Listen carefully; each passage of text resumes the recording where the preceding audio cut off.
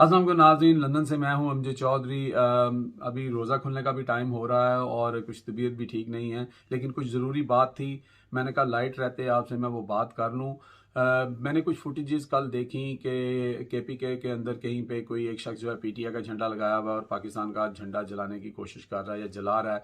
इसी तरह कुछ पासपोर्ट जलाए गए हैं। एक फैमिली जो है वो उसने अपना वीडियो जो है वो सर्कुलेट किया है। इस चीज़ को बुरी तरह हम जो है कंडेम करते हैं। ये बिल्कुल भी पाकिस्तानियत नहीं है। इस तरह के लोगों को बिल्कुल जो है उनकी हौसला शिकनी होनी चाहिए, वो चाहे किसी भी जमात के साथ हों। देखें, ये पाकिस्तान है तो हम हैं, हमारी अफवाज है तो हम हैं। और अफवाज पाकिस्तान के ख़िलाफ़ जो लोग ट्रेंड चला रहे थे उनके ख़िलाफ़ सख्त एक्शन की ख़बरें आ रही हैं। लेकिन कुछ ख़बरें जो हैं, चूँकि ओबियसली मेरा सहाफ़ी कम्युनिटी से तल्लक़ है और सोर्सेज हैं, और कुछ ख़बरें ऐसी भी आ रही हैं कि जो लोग पकड़े गए हैं इंडिया से, तो जो ट्रेंड चल रहा है, जो लोग पकड़े जा रहे हैं उसके अंदर पीडीएम के लोग भी शामिल हैं, कुछ नून लीग के एक्टिव लोग भी उसमें शामिल हैं। उसके अलावा जो पख्तून पार्टी है, जो ये सारे पहले फ़ौज के ख़िलाफ़ ये सारी मुहिम चलाती रही हैं, उनके करिंदे भी पकड़े गए हैं। गो के पीटीआई के भी कुछ लोग होंगे, लेकिन इमरान खान साहब और पीटीआई की तमाम क़यादत जो है वो बारहा इस चीज़ का इंदिया दे चुकी है, तकरीरों के अंदर बता चुकी है। और कल जो इमरान खान जलसा करने जा रहे हैं, यकीनन उसमें भी ये बात कहेंगे कि हमें अपनी फ़ौज के पीछे खड़ा रहना है। फ़ौज हमारी है और ये बहादुर फ़ौज है, और फ़ौज की वजह से ही ये मुल्क कायम है। तो मैं फिर एक दफ़ा कहता हूँ कि जो भी लोग फ़ौज के ख़िलाफ़, पूरी आर्मी के ख़िलाफ़ इस तरह का नैरेटिव जो है वो या पूरी अदलिया के ख़िलाफ़ भी आप कह सकते हैं बना रहे हैं, वो बिल्कुल गलत कर रहे हैं। वो पाकिस्तानी दोस्त नहीं हो सकते, वो पाकिस्तानी के लिए हक़ की बात नहीं कर रहे। वो दुश्मन ममालिक जैसे भारत है उसको फ्यूल और ईंधन दे रहे हैं कि वो हमारे, यही तो वो लोग चाहते थे।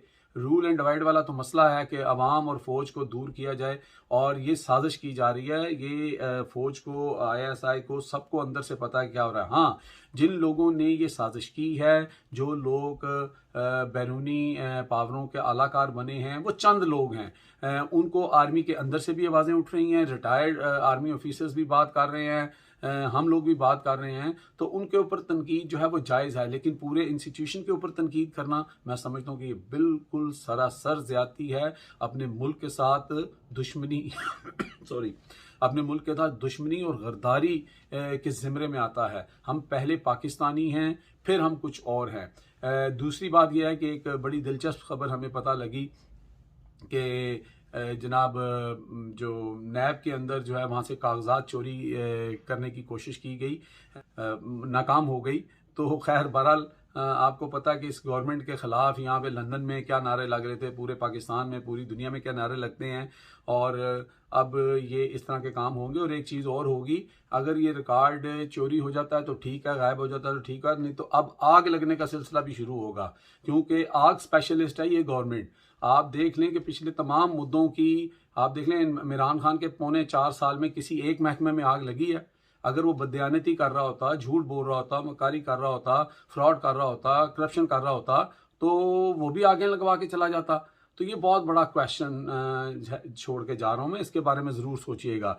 इसके साथ साथ आप ये देखें कि एक और जो है सिनेरियो जो है वो बहुत ज़्यादा जो है इस वक्त बात हो रही है कि वो जो लेटर है जिसको डी क्लासीफाई कर दिया गया है, वो अपोजिशन के गले की हड्डी बन चुका है, और उसको किसी ना किसी तरीके से ज़ाइल करने की कोशिश की जाएगी। और कल मैं सुन रहा था बड़े सीनियर जर्नलिस्ट अरशद शरीफ, साबर शाकर और इमरान रियाज और एक और थे वहाँ पर, और आज बहुत सारे लोगों को मैंने सुना है कि वो कह रहे हैं कि जी इसको कोशिश की जा रही है कि जो हमारा वहाँ पर जो एम्बेसडर थे उनको किसी न किसी तरीके से जो है वो शिकंजे में लाया जाए, या उनको जो है ना सर्कल में ला के उनसे ये बात कहलवाई जाए कि जी ये पोलिटिसाइज हुआ है और ये गवर्नमेंट ने ये किया वो किया।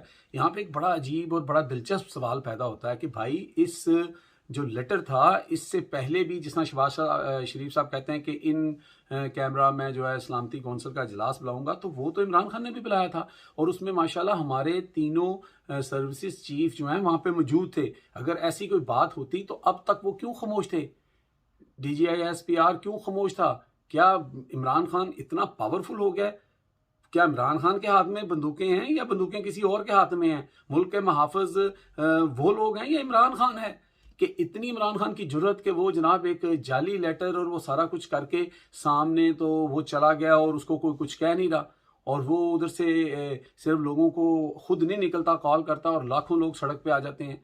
मैं तो कहता हूँ अगर ये झूठ है, ये गलत बयानी की गई है, तो ऐसे शख्स को चौक के अंदर लटकाना चाहिए अगर है। लेकिन सबसे बड़ी बात यह है कि इमरान खान ने अपनी बड़ी पॉलिटिकल अच्छी मूव्स की हैं। उसने चीफ जस्टिस तक भी ख़त पहुंचा दिया है, जो दोनों आपके थे स्पीकर्स थे उनको भी दिखा दिया है। इनको बारहा कहा गया आपके देखें, लेकिन उस वक्त नहीं देखा। अब ये करेंगे मीटिंग। तो अवाम जो है वो इतनी भोली नहीं है जी। ये आप समझ लें कि मौजूदा गवर्नमेंट के अवाम इतनी भोली नहीं है कि वो रोटी को चोची नहीं कहती कि आप मिल के कोई मिली भगत चलाएंगे और किसी को मना लेंगे, जो प्रेशर कर लेंगे। आपकी तमाम जो टैक्टिक्स हैं उससे अवाम वाकिफ है। बात सिर्फ इतनी सी है कि जिन लोगों ने भी ये सारा प्रोग्राम बनाया है वो उल्टा पड़ता जा रहा है। अवाम के अंदर बड़ा गुस्सा है, बड़ा एहतजाज है। ये पकड़ दकड़ से मसले हल होने वाले नहीं हैं।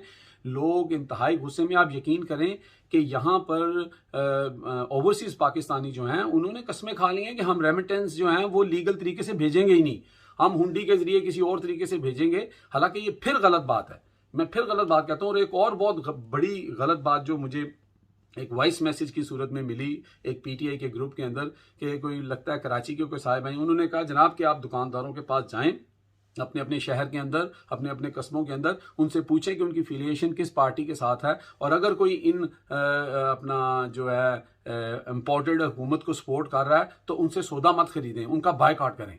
ये बहुत ही छोटी और बहुत ही गलत बात है। यकीन करें कि ये चीज़ के ऊपर मैंने इतना प्रोटेस्ट किया था, ये इंडिया में हिंदू मुसलमानों के साथ कर रहे थे। खुदारा अपनी सिमत, अपनी डायरेक्शन ठीक करें। ये काम ठीक नहीं है। इस तरह की नफरत अवाम के अंदर बिल्कुल ना डालें। अवाम का कोई कसूर नहीं है। जो मुस्लिम लीग को पसंद करते हैं उनको नहीं पता क्या हुआ है वो। अगर, और मैं एक छोटी सी बात आपको बता देता हूं, आज से 5 साल पहले यही अदालतें, यही स्टैब्लिशमेंट जो थी वो नवाज शरीफ फैमिली को जो है वो कटहरे में लेके आई हुई थी, उनको चोर साबित किया, उनको सजाएं दिलवाई, उनके ऊपर हर तरह का वो किया। अगर वो बेगुनाह थे तो बहुत बड़ी ज्यादती की, ठीक है। और आज इमरान खान उनके नरखे में है। तो बात यह है, देखना यह है कि ये कर कौन रहा है और करा कौन रहा है, इन लोगों की इस्लाह कौन करेगा। असल बात यह है। तो लिहाजा अवाम के अंदर नफरत पैदा ना करें, बहुत गलत बात है। हम सब पाकिस्तानी हैं, कोई मुस्लिम लीगी है, मेरे दोस्त मुस्लिम लीगी हैं, मेरी फैमिली के अंदर लोग मुस्लिम लीग को सपोर्ट करते हैं, पीटीआई को करते हैं, पीपल्स पार्टी को करते हैं। इख्तलाफ राय रखना बहुत सही बात है। और इस वक्त तमाम मुस्लिम लीग के जो मेरे दोस्त हैं वो बिल्कुल इस बात पे एग्री हैं कि ये ज्यादती हुई है और गलत तरीका चूज किया गया है। इमरान खान जो डाउन द हिल जा रहा था उसको इन्होंने दोबारा हीरो बना के और खड़ा कर दिया, और ऐसा हीरो बना दिया है कि इस वक्त वो पॉपुलैरिटी के हिसाब से मेरा ख्याल है जुल्फकार अली भुट्टो को भी जो है वो क्रॉस करते जा रहे हैं। तो ये चीज का ख्याल करना पड़ेगा। आप अपने लीडर को पसंद करें, आप अपने लीडर के लिए वोट करें, बाहर निकलें, वोट करें, ठीक है। लेकिन ये तफरीक जो है ये पैदा ना करें। बस यही मैसेज देना था। टेक केयर, अल्लाह हाफिज, thank you very much for listening.